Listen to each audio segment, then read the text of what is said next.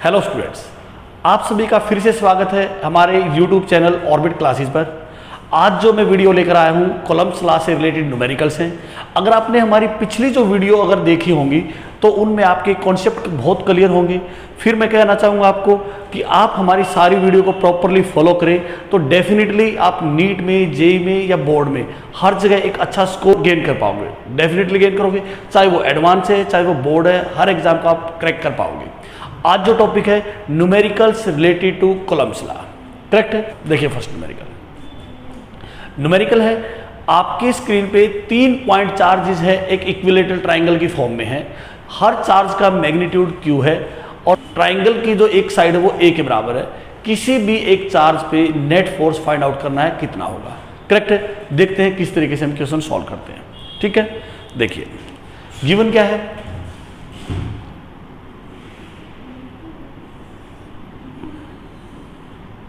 ये एक ट्राइंगल के कॉर्नर पे चार्ज रखे हैं Q, करेक्ट है।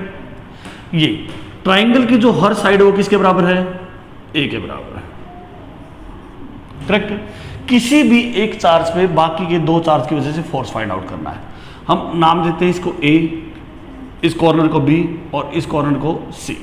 हम C वाले चार्ज पे, C वाले कॉर्नर पे जो चार्ज रखा है इस पे नेट फोर्स फाइंड आउट करने की कोशिश करते हैं। सबसे पहले देखिए जो ये A चार्ज है ये पॉजिटिव है और जो C पे जो चार्ज रखा था वो भी कैसा है, पॉजिटिव। तो हमें कॉलम्स लॉ में पता था कि दो पॉजिटिव चार्ज हमेशा एक दूसरे को क्या करते हैं, रिपेल। तो इस चार्ज की वजह से इस C वाले चार्ज पे दूर की डायरेक्शन में धक्का लगाएगा, उसको दूर की तरफ रिपेल करेगा, धक्का देगा। और इस फोर्स को मैंने नाम दिया F1। ये फोर्स A चार्ज की वजह से C चार्ज पे है, करेक्ट है। अब इस F1 की वैल्यू क्या होगी कॉलम्स लॉ के अकॉर्डिंग, बताओगे क्या था, K, Q1 की वैल्यू Q, Q2 की value Q, distance between charges A का स्क्वायर, करेक्ट है। डायरेक्शन एरो से मिली गई है। सेकंड, अब B चार्ज की वजह से C पे फोर्स फाइंड आउट करते हैं। देखिए क्या बनेगा, ये भी पॉजिटिव है, ये भी पॉजिटिव है। अब ये भी इसको रिपेल करेगा, दूर की तरफ फेंकेगा, तो इस तरफ धक्का लगाएगा, ये बन गया फोर्स 2। ये जो फोर्स है, ये 2 फोर्स B ने C पे लगाया, दूर फेंका, धक्का लगाया। फोर्स की वैल्यू कॉलम्स लॉ के अकॉर्डिंग देखिए क्या बनेगी, क्या बनने वाले हैं। देखिए कि Q1 की वैल्यू फिर कितनी है, Q। सेकंड चार्ज की वैल्यू भी कितनी है, Q। Distance between charges A और inversely proportional to A square था। अब हमें दोनों फोर्स की वैल्यू मिल गई, F1 की वैल्यू, F2 की वैल्यू। मैग्नीट्यूड वाइज दोनों फोर्स बिल्कुल सेम है, मैग्नीट्यूड वाइज दोनों फोर्स क्या है, बिल्कुल सेम, बस डायरेक्शन ही थोड़ी सी डिफर है। इसकी डायरेक्शन ये है और F2 की डायरेक्शन ये है, करेक्ट। अब आप सभी को पता है कि दो फोर्स, दो वेक्टर अगर किसी एंगल पे हैं तो उन वेक्टर्स का एडिशन कैसे करते हैं। देखिए F1 और F2 के बीच में एंगल है 60 डिग्री, क्यों, क्योंकि एक इक्विलेटरल ट्राइंगल है। ये एंगल 60 डिग्री है तो ये भी क्या बनेगा, 60 डिग्री। तो F1 और F2 के बीच में जो एंगल कितना है, 60 डिग्री। और नेट जो फोर्स बनेगा आप सभी को पता है, नेट फोर्स क्या बनने वाला है, F1 का स्क्वायर, F2 का square, 2 F1 F2 cos 60 degree सारे का अंडर रूट। ये वेक्टर सम का आप सभी को फार्मूला याद होगा, A square plus B square plus 2AB cos theta, correct है। अब दोनों का मैग्नीट्यूड सेम है, मैंने मैग्नीट्यूड का नाम रखा है F। क्या नाम रखा है, F। F1 की वैल्यू भी F, F2 की वैल्यू भी F, 2F into F, F square. cos 60 की वैल्यू याद है 1/2। इस 2 से ये 2 कैंसिल आउट, ये वैल्यू होगी F square, F square, F square. कितना हो गया, √3F स्क्वायर। F स्क्वायर का रूट 12 आ जाएगा, ये वैल्यू आ गई √3 इंटू F, F नेट की वैल्यू, करेक्ट है। F की वैल्यू अब इसमें पुट कर देते हैं, सर आ गया हमारे पास। F नेट की जो वैल्यू आ गई √3 Q square divided by A square. ये फोर्स का मैग्नीट्यूड आ गया है। अब एक एक्स्ट्रा टर्म, हालांकि ऑप्शन में है नहीं, फिर भी आप दे सकते हो। अगर दो वेक्टर बिल्कुल इक्वल है मैग्नीट्यूड वाइज, तो उन दोनों का रिजल्टेंट एग्जैक्ट मिड में आएगा, इस टोटल एंगल को बाइसेक्ट करेगा, एफ नेट की डायरेक्शन बनेगी ये एग्जैक्ट मिड में। 30 डिग्री एंगल इधर बनेगा और 30 डिग्री एंगल इधर बनेगा। वेक्टर एडिशन से हमें पता है अगर दो वेक्टर बिल्कुल एग्जैक्ट सेम मैग्नीट्यूड के हैं तो उन दोनों का रिजल्टेंट एग्जैक्ट कहां पे आने वाला है, बिल्कुल उनके मिड में। ये डायरेक्शन है 30 डिग्री एंगल पे, इनके एंगल बाइसेक्टर पे, और नेट फोर्स का जो मैग्नीट्यूड है √3kq² divided by a²। Correct है। चलिए नेक्स्ट न्यूमेरिकल कॉलम्स लॉ से रिलेटेड है। इसमें क्या गिवन है, देखिए इससे जो पहले न्यूमेरिकल था वो था 3 पॉइंट चार्ज थे। अगर कोई चार्ज एक्सटेंडेड आ जाए, मतलब बड़ा चार्ज अगर आता है, तो हमें कॉलम्स लॉ के अपने टॉपिक में किया था कि कॉलम्स लॉ सिर्फ पॉइंट चार्ज के लिए वैलिड है। अगर चार्ज एक्सटेंडेड है, साइज वाइज बहुत बड़ा है, तो Coulomb's law as it is apply नहीं होगा।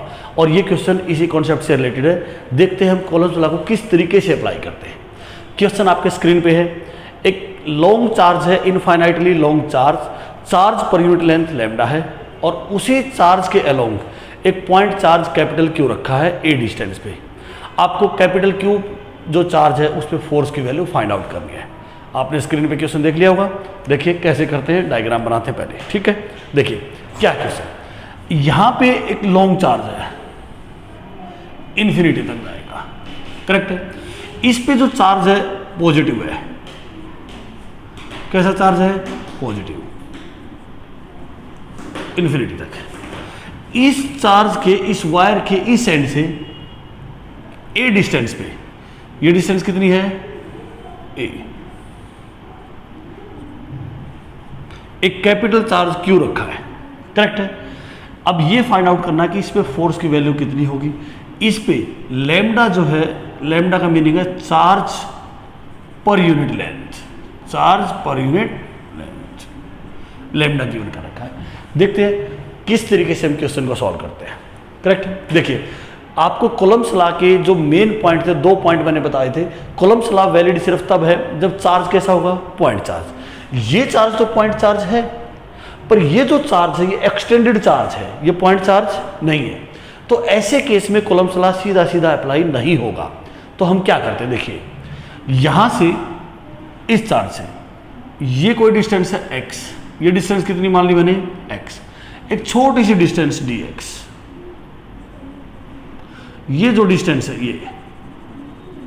ये जो छोटी सी डिस्टेंस ये कितनी है, dx, ये x है और ये कितनी है, dx। इस छोटी सी डिस्टेंस पे अगर डिस्टेंस स्मॉल है तो इस पे चार्ज भी जो बनेगा वो वेरी स्मॉल बनेगा, dq। और आपको गिवन कर रखा है charge per unit length, distance कितनी है, dx, चार्ज कितना है, dq। तो लेमडा बताओ क्या बनेगा, चार्ज की वैल्यू dq, लेंथ कितनी है, dx, charge per unit length. तो लेमडा इंटू dx की जो वैल्यू है वो किसके इक्वल आ गई, dq। ये निकल गया। अब ऐसा हमने क्यों किया, ऐसा करने की सबसे पहली वजह ये है कि ऐसा करने से ये जस्ट एक पॉइंट की तरह बिहेव करेगा। ये एक पॉइंट बन गया और ये भी एक पॉइंट चार्ज है, ये दोनों ही पॉइंट चार्ज बन गए, इनके बीच में कॉलम्स लॉ वैलिड है। करेक्ट है। अब बताओ कॉलम्स लॉ वैलिड है तो इनके बीच में फोर्स क्या बनेगा। फोर्स वैसे तो होता है k q1 divided by r², पर यहां पे एक चार्ज स्मॉल है, एक चार्ज क्या है, स्मॉल, तो फोर्स की वैल्यू भी स्मॉल ही आएगी। फोर्स की वैल्यू भी क्या आएगी, स्मॉल। स्मॉल फोर्स का मीनिंग df, k q1 की value capital Q, second q2 की वैल्यू dq। इन दोनों के बीच में गैप कितना है, q में और dq में, ये गैप है। कितना गैप है इन दोनों के बीच में, x divided by x। Correct हो गया। ये स्मॉल फोर्स की वैल्यू है। अब देखिए थोड़ा सा और पॉइंट बताता हूं। अब इस dq की वजह से इस पे जो फोर्स बनेगा ये भी पॉजिटिव है, ये भी पॉजिटिव है, तो इस पे जो फोर्स की डायरेक्शन बनने वाली है इस तरफ बनेगा। करेक्ट है। ये df की डायरेक्शन है। अब दूसरा पॉइंट, अगर मैंने इस छोटे से चार्ज dq को यहां पे लिया होता, इस जगह पे, इसके बजाय यहां पे होता, तो भी इस पे फोर्स की डायरेक्शन यही रहती। अगर मैंने यहां पे छोटा सा चार्ज dq लिया होता तो भी इस पे फोर्स की डायरेक्शन सेम यही रहती, रिपल्सन की। इसका मतलब यह है कि इस पे चार्ज कहीं भी लो, डीएफ की डायरेक्शन क्या रहने वाली है, सेम। मतलब इसके ऊपर यहां से हर चार्ज की वजह से जो फोर्स आएगा वो सेम डायरेक्शन में आएगा, तो सारे जो फोर्स है वो ऐड होंगे, और ऐड करने के लिए हमें क्या करना पड़ेगा, इंटीग्रेशन। क्या करना पड़ेगा, इंटीग्रेशन। अगर फोर्स की डायरेक्शन सेम ना होती तो क्या होता, तो ऐसे केस में हमें कंपोनेंट करना पड़ता। यहां पे फोर्स की डायरेक्शन क्या है, सेम, हमें कंपोनेंट करने की जरूरत नहीं है। अगर फोर्स की डायरेक्शन सेम नहीं होती तो हमें क्या करना पड़ता, कंपोनेंट करने पड़ते। याद रखना है, नेक्स्ट न्यूमेरिकल में या एक दो न्यूमेरिकल बाद आएगी ये बात। तो डीएफ की वैल्यू क्या है, डीएफ का इंटीग्रेशन एफ, के कांस्टेंट है बाहर निकाल दिया, कैपिटल क्यू कांस्टेंट है ये भी बाहर निकाल दिया, D Q divided by x का स्क्वायर। अब डी क्यू की जगह क्या लिख सकता हूं, कि कैपिटल क्यू, लैम्डा बाहर निकल जाएगा,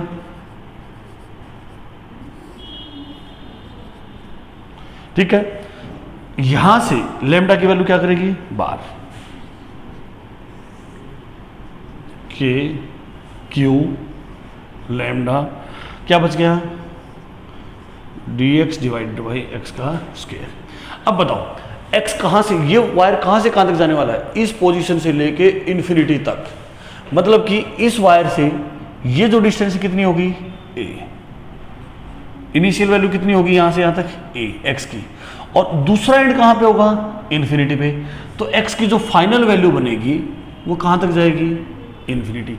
x की वैल्यू a से, यहां से a से इन्फिनिटी तक जाने वाली है, तो लिमिट क्या डालूंगा मैं, a टू इनफाइनाइट। करेक्ट है। देखिए कि capital Q lambda dx by x square का इंटीग्रेशन, याद करो x ऊपर जाएगा तो x की पावर कितनी होगी, -2 इंटू डी एक्स। इंटीग्रेशन का फार्मूला याद होना चाहिए, पावर में एक एडिशन और उसी से क्या करते हैं, डिवाइड, और ये होगी x की पावर -1 डिवाइडेड बाई -1, और इसको लिखोगे अच्छे से तो -1 डिवाइडेड बाई x। ये आपको डायरेक्ट याद होना चाहिए, माइनस को मैंने बाहर निकाल दिया, 1 डिवाइडेड बाई x। कहां से कहां तक, a से लेके इन्फिनिटी तक। तो f की वैल्यू किसके इक्वल है, नेगेटिव के Q lambda, upper limit x की जगह इन्फिनिटी, लोअर लिमिट x की जगह a, और वैल्यू किसके इक्वल आ गई, के क्यू लैम्डा। 1 बाई इन्फिनिटी कितना बनेगा, 0, -1 बाई a, और जो आपका फाइनली आंसर आ गया है तो f की वैल्यू किसके इक्वल आ गई है, यहां पे एक नेगेटिव साइन और था ना, के Q lambda divided by a, ये आ गई नेट फोर्स की वैल्यू। अब इसमें गौर से देखो, इस पूरे वायर ने इस पे ये फोर्स लगाया है, same Newton third law of motion के अकॉर्डिंग जितना फोर्स इस वायर ने इस पे लगाया है, सेम ये पॉइंट चार्ज भी इस पे इतना ही लगाएगा।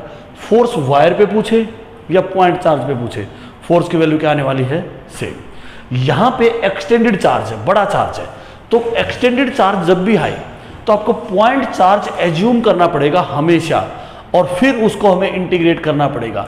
अगर सभी फोर्स सेम डायरेक्शन में है तो डायरेक्ट इंटीग्रेट, अगर हर पॉइंट की वजह से फोर्स की डायरेक्शन अलग होती तो हमें क्या बनाने पड़ते, कंपोनेंट। एक दो केस के बाद हम ऐसा एक न्यूमेरिकल करने वाले हैं जिसमें हर कंपोनेंट की वजह से जो फोर्स की डायरेक्शन क्या करेगी, डिफर करेगी। करेक्ट है। नेक्स्ट देखते हैं, नेक्स्ट टॉपिक अपना क्या है।